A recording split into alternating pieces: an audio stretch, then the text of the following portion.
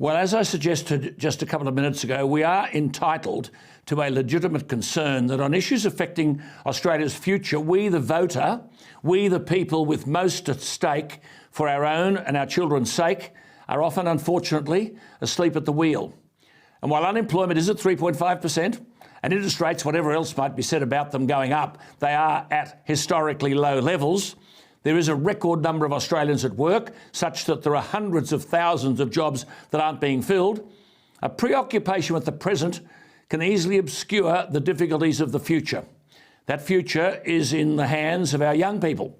But a Sydney University student told me only on Friday that he's part of an academic class, and whenever China is referred to as a communist state, there is a cohort that hysterically disagrees and relentlessly argues that what is at work in China is no more than state capitalism. That's how we're breeding them at Sydney University. Nancy Pelosi has lit the fuse, which should heighten our concerns, because as she was prepared to board her plane to leave Taiwan last Wednesday night, the Chinese state media were working overtime, thundered the China Daily, quote, "The Chinese people are infuriated by US House Speaker Nancy Pelosi's visit to the Taiwan island, but are generally optimistic and confident in China's ability to handle the situation and thwart any secession efforts by Chinese separatist forces," unquote.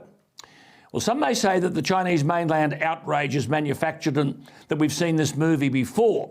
Nonetheless, the Chinese response has been nothing short of appalling.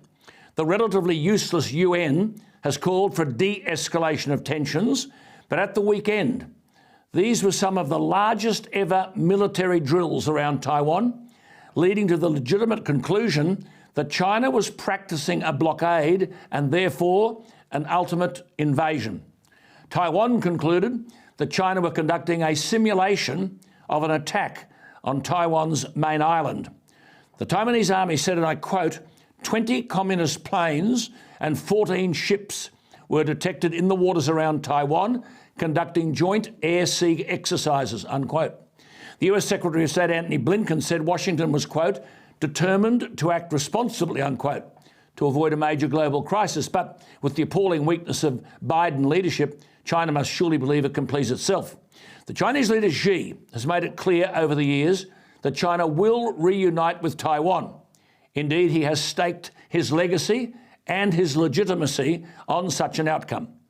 Experts are arguing that Taiwan's military is undertrained and ill-equipped with tanks and planes from half a century ago, but 3/4 of its citizens say they are prepared to fight to keep the island free from mainland rule. Foreign Minister Penny Wong has handled this as well as can be expected. She joined US and Japanese counterparts to criticise China for firing missiles into the ocean in Japan's economic zone, hours after China halted all dialogue with America on major issues including climate change and military relations.